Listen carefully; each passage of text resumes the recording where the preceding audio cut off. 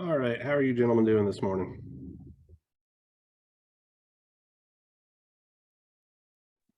Doing well. Good deal. I honestly was a little bit surprised to see people on the Zoom because you guys all signed up for the asynchronous version, but I'm happy to actually teach the class. I think you'll do better not just watching the videos, but participating. So let's go ahead and get started looking at some things. So on the itinerary for today, sorry, trying to get my screen set up correctly. We are going to go over the syllabus and then talk about some things, and then I'm going to introduce you to a new computer program that I'm going to expect you guys to use. So obviously I am me, Dr. Hartman. My office is Nethkin Hall 211 with the full understanding that most of you guys will not actually be on campus to utilize it. My office hours are Monday, Wednesday, Friday, 11:30 to 2. I have a virtual office hours link set up on Moodle so that you guys can join me if you need to during those office hours. I've also provided you with my personal cell phone number so that if you need to meet with me outside of those hours, you can text me and we can try to set something up. The emergency class disruption policy doesn't really make a whole lot of sense because we're already covering the class on Moodle and Zoom, but if anything were to happen, we will still have the class over Moodle and Zoom. Our course objectives are to really to go into a deeper dive on several of the topics that we covered in our Circuits 1 class.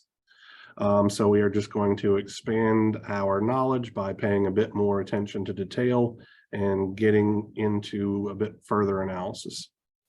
The textbook for this class is officially Engineering Circuit Analysis 9th edition by Height, Kimmerly, and Durbin. This isn't a bad textbook by any stretch of the imagination, but if you don't want to spend money on a textbook, you can always go to Google, type in CADULABY, and the first link here is for a free circuit analysis and design textbook that I like a lot because A, it's a very good textbook, and B, it's offered by the authors completely for free. So you can get this PDF textbook if you want a textbook for the class. There's really not any need for a textbook per se, as I record and post all of my lectures. So circling back around to the syllabus, for the disability disclosure thing, that doesn't really make a whole lot of sense for this modality of the class either, because all of your assignments are going to be handled online. So all of your exams are going to be take-home tests. And I'm going to post them very early and give you ample time to work them. So we'll talk about that here in a little bit. With regards to class attendance, because so many people are taking this class asynchronously, I'm not going to bother with taking attendance. I'm going to keep track of your attendance by whether or not you're turning in your homework assignments and participating in the class in that form. Boilerplate academic misconduct stuff, homeworks. So it says here a selection of homework problems will be posted on the course's Moodle page at the end of most lectures. That's not entirely true. I hope to have all of the homeworks for the entire class uploaded by the end of today, actually. Homework assignments are due at 5 p.m. 2 class meetings after they are assigned, and must be properly formatted as detailed on the course's Moodle page, which means the expectation here is that when I assign you a homework today, it will be due next Wednesday at 5 p.m. I want to go over the homework formatting really quickly. I don't understand why, but this seems to be a point of confusion every quarter. So I have prepared a guide here for an old homework assignment for this very class that I no longer use. And so what my expectation is that you will use the assignment sheet as a cover page or cover pages as the case may be. This particular assignment had, I believe, 7 problems. So it was 4 pages of cover page. Scrolled slightly too far. Then we have the handwritten solution for problem 1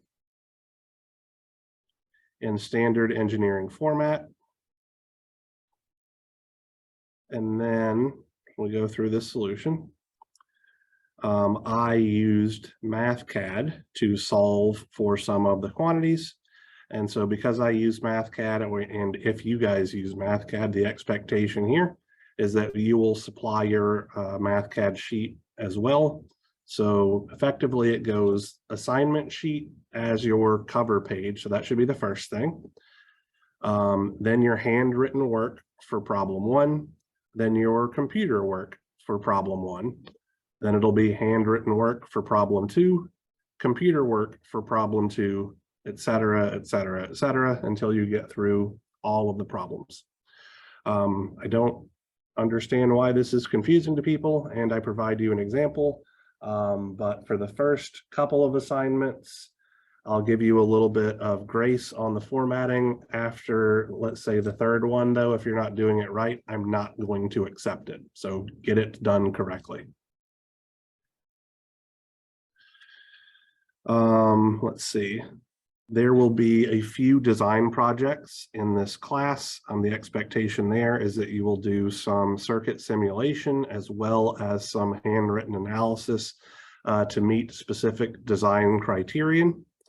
I'll give you more details about those design projects as I post them. You should expect the op-amp design project to be posted sometime this weekend. With regards to exams, there are 4 exams given during this course. Each exam is open book and open notes to be completed with the aid of a computer solver and simulation tools. There are no makeup exams or anything like that, unless you get prior approval from me. The weighting of the grades in this class is as follows. So 20% for homeworks, 10% for design projects, and then 20% for each test. And then the test that you score the lowest on will be reduced to half of its original weight for a total of 100%. All of the homework assignments and design project assignments are weighted equally. We're going to utilize a standard 10-point scale. I reserve the right to change my syllabus if I need to, but I will make sure that I let you know what changes were made. And then we get into the boilerplate emergency notification, COVID-19 policy, and counseling services portion of the syllabus. So after that wraps up, we have our tentative course schedule. So today we're supposed to talk about the syllabus and remarks, which we're effectively finished with. Talk a little bit about MathCAD, and then an introduction to circuit simulation. Starting on Monday's class meeting, we will actually get into new lecture material and all that kind of stuff. I already have the dates for the 4 exams set. So what these dates really represent is the due date for exam 1, exam 2, exam 3, and exam 4. I will have your exam 1 posted today. So my expectation is that you should start working on it as soon as possible. You can always ask questions and all of that kind of good stuff if you feel it's necessary. And then on Monday, June 19th, instead of having a class meeting, so any lecture topics, I will also be available on Zoom to answer any questions you may have about your exam, with the expectation that you are going to turn it in later that day, so by 5 p.m. on that day. Same thing for exam 2. As soon as we start the material for exam 2, I will post the take-home test so that you can be working on the exam while you're learning the new material, ask questions about it, all that kind of good stuff.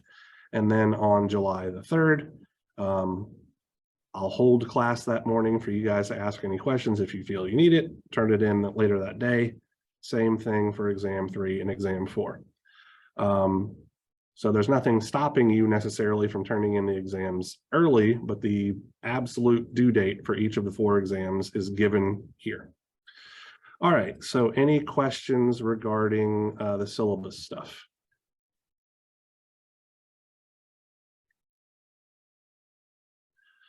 All right, so let me pop back over to the Zoom window really quickly.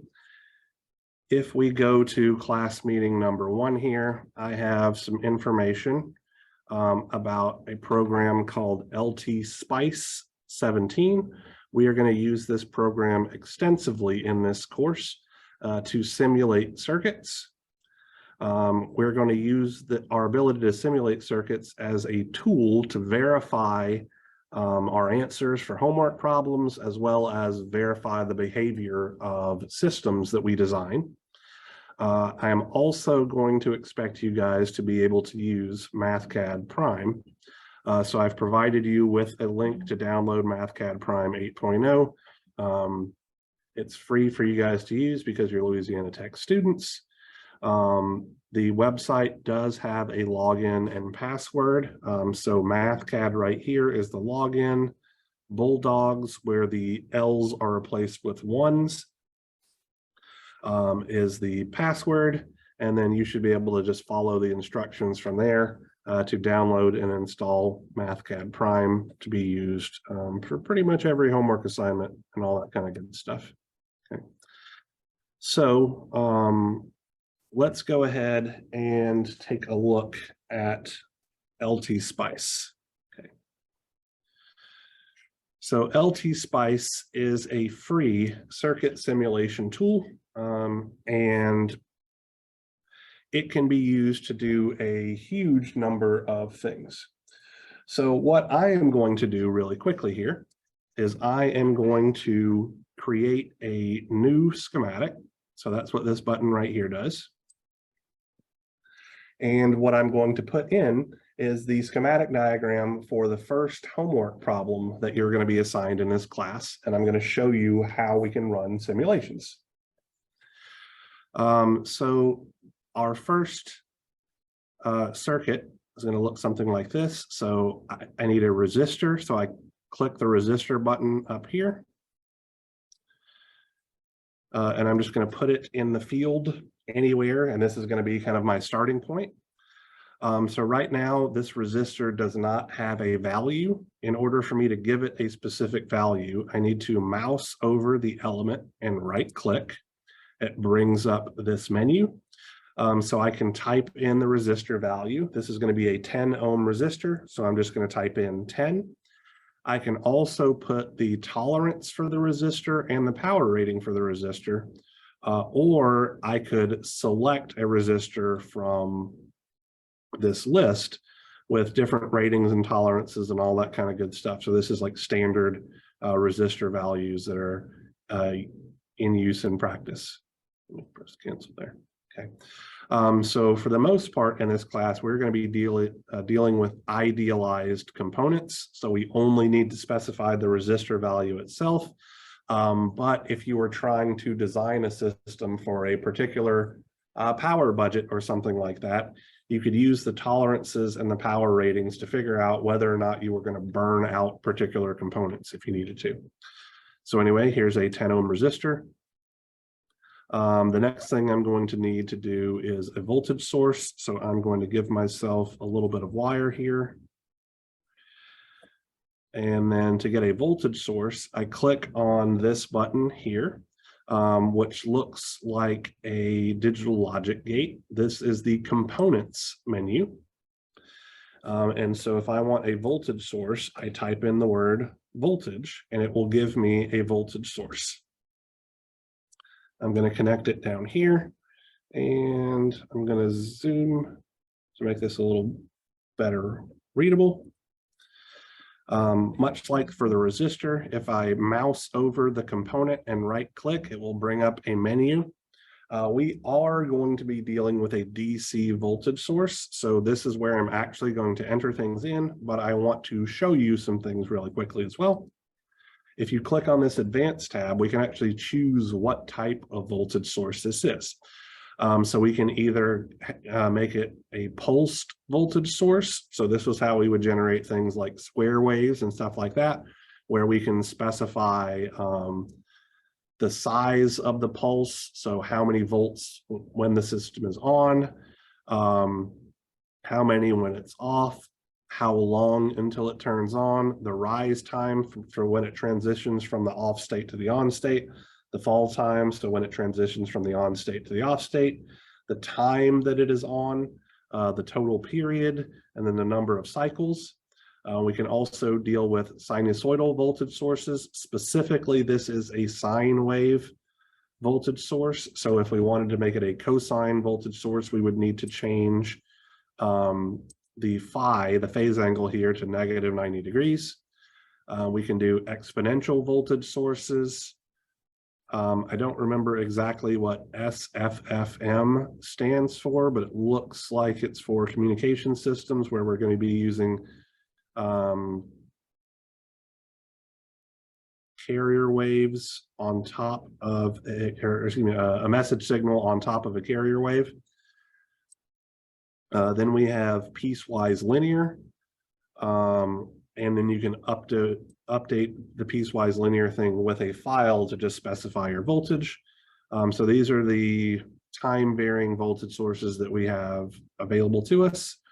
Over on the right hand side, we're going to use the small signal AC analysis voltage source once we get into filter applications and designs. We can also include a series resistance and a parasitic capacitance to model real voltage sources as well.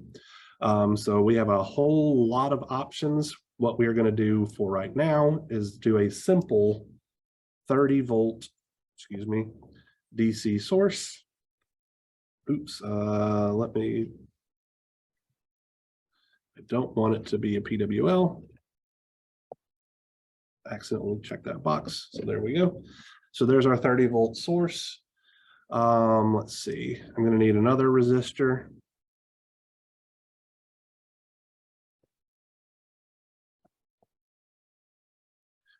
This guy is also going to be 10 ohms.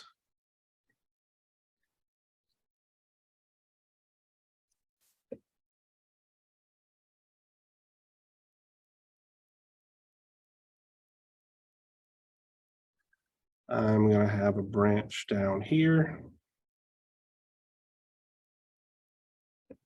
that contains a current source. So I go back to that component menu and I type in current. Right now, the current source is oriented down. I want my current source to be up. So I'm going to press Control R twice to rotate it so that the current is going to flow in the correct direction. If I right click in the middle of my current source, we can make this a DC current source, or we can click the advanced tab, and we have the exact same options as we did with the voltage sources. So pulsed current sources, sinusoidal current sources, et cetera, et cetera. So this is going to be a 5 amp source.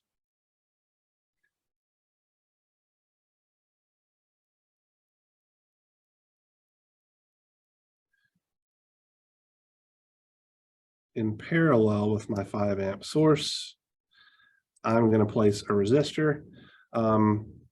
So I've gone ahead and closed this loop with a wire. If I place the resistor here, it will break the wire and insert the resistor where the wire was. This is another 10 ohm resistor. I'm going to close my bottom path here.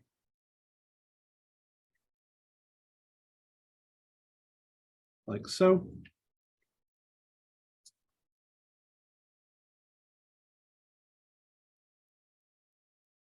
I'm just going to close these loops like this and then put the resistors in as appropriately.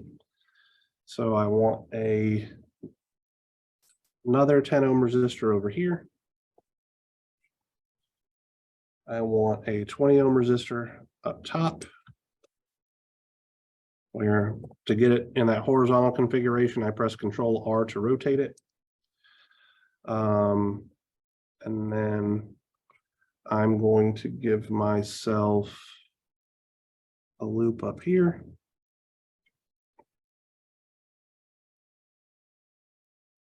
Where I will have another 20 ohm resistor. And another voltage source. And this voltage source will be 20 volts DC. Okay. All right, so I've specified all of my component values. The only thing I'm slightly concerned with is that, no, it's okay. It just looks a little different because I had accidentally clicked that box. So in your homework problem, you are asked to find the Thevenin equivalent voltage as seen between terminals A and B. So I'm going to go ahead and literally draw those terminals in and then label them. So I can label different nodes by clicking on this signpost icon up here at the top. And I'm going to label the node on the left as A and label the node on the right as B. And so when I run the simulation, it's going to allow me to easily determine the voltages at those two nodes. So what I'm going to do now is I'm going to edit my simulation command. So this is a DC circuit. So we're going to be looking at a DC operating point for the system. And I'm going to press run right now, which is this running man icon. And it's going to give me an error. The error says that this circuit does not have a conduction path to ground. Please flag a node as ground. So essentially, LT Spice does nodal analysis for literally everything. So we have to tell it which node is ground. So we can choose which node we want to be ground. Any node will work. So for instance, if I chose the bottommost node to be ground, which is a fairly obvious choice, and then I run my simulation, what shows up is this list of voltages and currents. So let me tell you very briefly how to read this. Okay. So up here, where it says V open parentheses A, so this is the voltage at the node we labeled A has a value of 32.5. The voltage at the node we labeled as B has a value of 12.5. Now up here, where it says V open parentheses N003. So if we don't assign a specific label to a node, LT Spice assigns that label for us, okay? So whatever node 3 happens to be, it has a voltage of 30 volts. Similarly, whatever node N001 happens to be, it has a voltage of 35 volts. I'm going to X out this window really quickly. So when we do a DC operating point analysis and we mouse over our circuit diagram and you look in the bottom left-hand corner, you can see where it says like this is node N002. And the DC operating point of this node is the voltage is 32.5 volts. If I put my mouse over an element instead of a node, it tells me the current flowing through that element as well as the amount of power that is dissipated or absorbed by that element. So there is 125 milliamps of current flowing through this 20 volt source, and it is absorbing 2.5 watts of power. If we mouse over this current source right here, we can see that it's supplying 5 amps of current and it is absorbing negative 175 watts or supplying positive 175 watts. Mousing over this node here in the center tells us that this is node 1, and the voltage at this node is 35 volts. So all of the information that showed up on that little pop-up window is also on our schematic, which is typically where I read things from. Okay. So if we want the Thevenin equivalent voltage for this system measured between terminals A and B, where the positive polarity voltage reference is at A, we would simply take the nodal voltage at A, which is 32.5, and subtract from that the nodal voltage at V, which is 12.5, giving us a Thevenin equivalent voltage of 20 volts, right?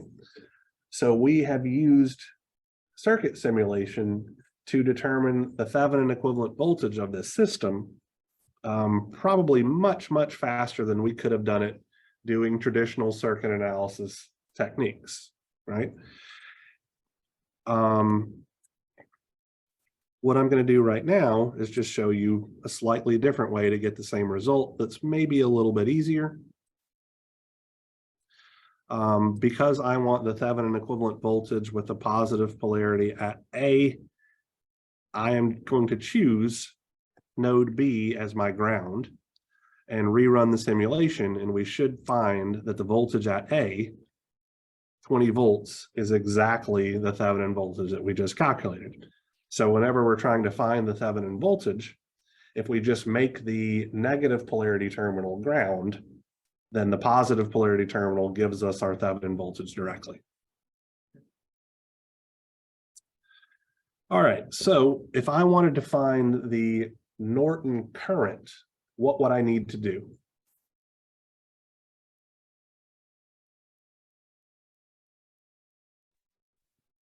Place a wire between the two terminals. Absolutely right. So that's exactly what I'm going to do. I'm going to erase these things. And I'm just going to connect a wire between our two terminals. So I'm just going to come up and around like so. And I'm going to run my simulation. Oh, I got to choose a ground. So once again, I'm going to choose the bottommost node as ground just for simplicity's sake. Run my simulation. I get all of this information. So what I need is the current flowing through this wire, right? Because that will be my Norton current. But LT Spice doesn't give me currents flowing through wires. It only gives me currents flowing through elements. So I'm going to trick LT Spice into giving me what I want by putting a 0 volt voltage source there. So a 0 volt voltage source is the exact same thing as a short circuit, but it is an element so that LT Spice will actually give me the current that I'm looking for. Because I want the current reference direction flowing to the right, I'm going to put my voltage source in this particular configuration. Sorry, I accidentally dropped one there. So current flowing into the positive polarity terminal, right-clicking here and setting it as 0 volts, and then running my simulation. I can now see that the current flowing through my source is 2 amps. It says the DC operating point of this voltage source is 2 amps. And so that means that the current, our Norton current is 2 amps. Since our Thevenin voltage was 20 volts and our Norton current is 2 amps, that means our Thevenin equivalent resistance is then 10 ohms. And we have done, we know what the Thevenin equivalent of this circuit is, right? So what my expectation of you guys is to use LT Spice to do circuit simulations to verify your analysis, okay?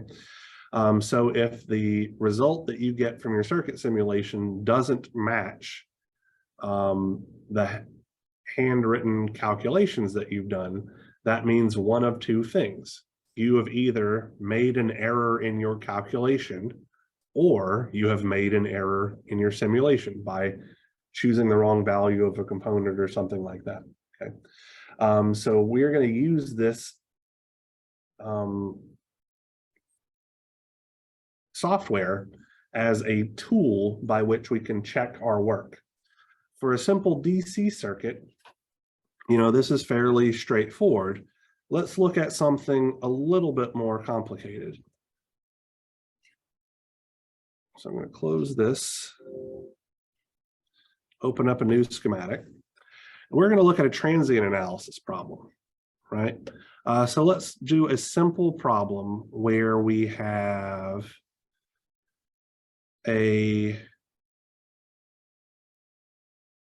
actually, let me draw out what we're about to simulate.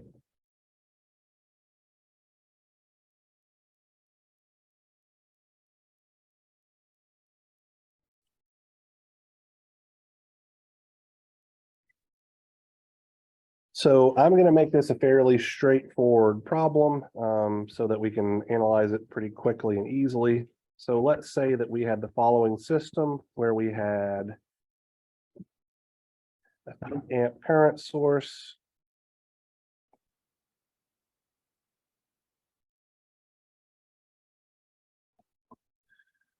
trying to figure out how I want to make my switch work. I'm going to go ahead and put a 10 ohm resistor over here.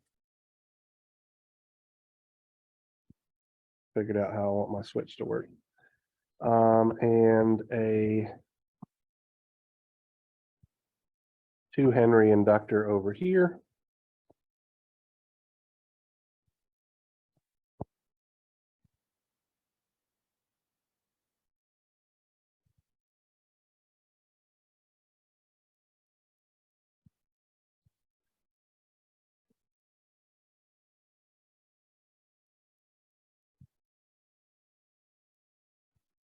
This will be terminal A, this will be terminal B.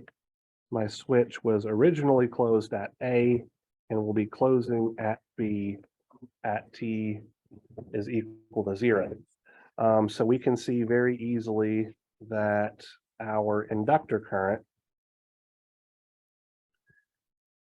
at 0 minus is equal to 0 amps because the current source isn't connected to the inductor. At T is equal to 0 plus, it must remain 0 amps because the current flowing through an inductor cannot change abruptly. And then at T is equal to infinity, the current will be all 3 amps provided by the current source because all of the current from the source will flow through the short circuit representing the inductor bypassing the 10 ohm resistor. Our time constant for this system, tau, is L over R, so that's going to be 2 Henrys over 10 ohms, which is going to be 2 over 10 is 0.2 seconds. And so the inverse of tau is going to be 5 per second. From this information, we know that our inductor current IL of T will be 0 amps for T less than 0 minus, and it'll be -3 e to the minus 5t plus 3 amps for T greater than or equal to 0 plus. So I went through that analysis very, very quickly, but we did this in circuits 1. Did any of that analysis not make sense?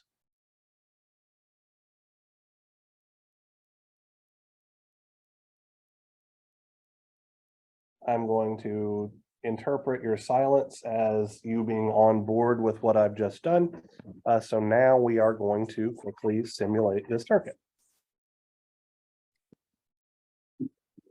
So there are ways to make switches work in LT Spice, but I find it to be a pain. And I'm really only interested in what the circuit is doing after t is equal to 0 plus. So that's the part of the circuit that I'm going to analyze. So I'm going to start with a current source. We have a 3 amp source, direction up. And then during the transient condition, that current source is going to be in parallel with that 10 ohm resistor. And it will also be in parallel with a 2 Henry inductor.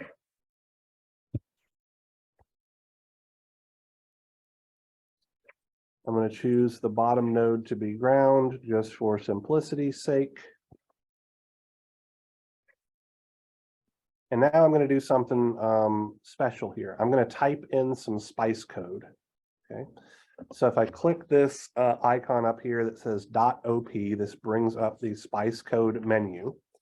And what I'm going to type is .ic. So this is me setting the initial condition for the inductor, or what it was doing at t is equal to 0 minus. So the current I flowing through my inductor L1 was equal to 0 amps. So that's what I'm telling LT Spice. Effectively, the inductor current was 0 at t is equal to 0. And now I am going to run a transient analysis. So transient analysis lets me look at how signals behave as a function of time. Since my time constant was 0.2 seconds, I'm going to let this simulation run for 2 seconds. Really, I could probably do it for 1.5 seconds and it'll still look good. But this should be good. And I'm going to press run. And what I get is a blank graph. And the reason why the graph is blank is because I haven't told it what I want to be plotted yet. So if I mouse over my inductor, this is a current probe, and the direction of the arrow tells me the direction of current flow. Well, this is the exact same direction as what I'm trying to find based on the schematic diagram that I drew. So I'm going to mouse over the inductor and left click, and I get this graph. Okay. So this is what the circuit simulates the response of this system will be. Well, I can verify my solution by right-clicking and adding a trace. And so here I can literally type in a mathematical expression like -3 times exp of -5 times time. So this is my -3 e to the -5t plus 3. And notice that the blue curve of my mathematical expression that I got doing our circuit analysis exactly overlaps the green curve, which means we must have the right answer because the simulation results and our analysis results agree. Okay. So not only can we use LT Spice to do simple simulations of DC circuits to make sure that our nodal voltages and all that kind of stuff are correct, but we can also actually use it for transient analysis problems as well. It can be used for steady state sinusoidal, 3-phase power, all of those kind of good things. So this is a very, very powerful tool. And hopefully by the end of this quarter, you'll be very comfortable with using it because you're going to be asked to use it in numerous of your electrical engineering courses. All right. So I've talked about pretty much everything that I wanted to talk about today. So do you guys have any questions?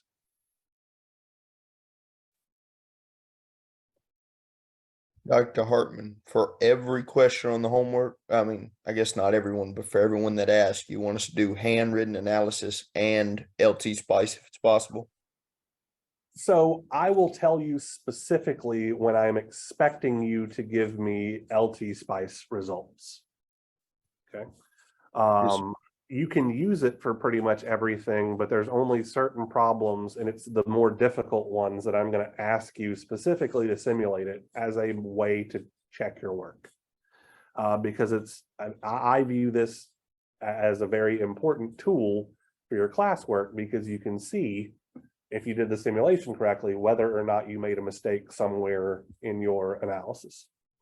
But I will very explicitly say, you know, as a fourth or fifth part of the question or whatever, use LT Spice to verify the results of your analysis or something like that. So that's your flag to know, hey, he's expecting a simulation. Yes, sir. Thank you. Yep, and same thing actually for MathCAD. We didn't really talk a whole heck of a lot about MathCAD today, other than the fact that you guys have it available. But there are going to be some circuits containing multiple systems that you're going to need to use MathCAD for, because you're powerful enough for it. And if I'm expecting MathCAD, I will tell you explicitly, verify your results using MathCAD or something like that. So I make it very obvious when I'm expecting computer work to be done. You can do it more than that, but I'll tell you when I explicitly want to see it.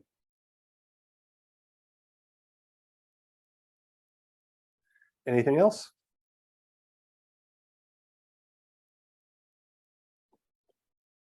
Alrighty, well, you guys have a good weekend, and I will see you on Monday.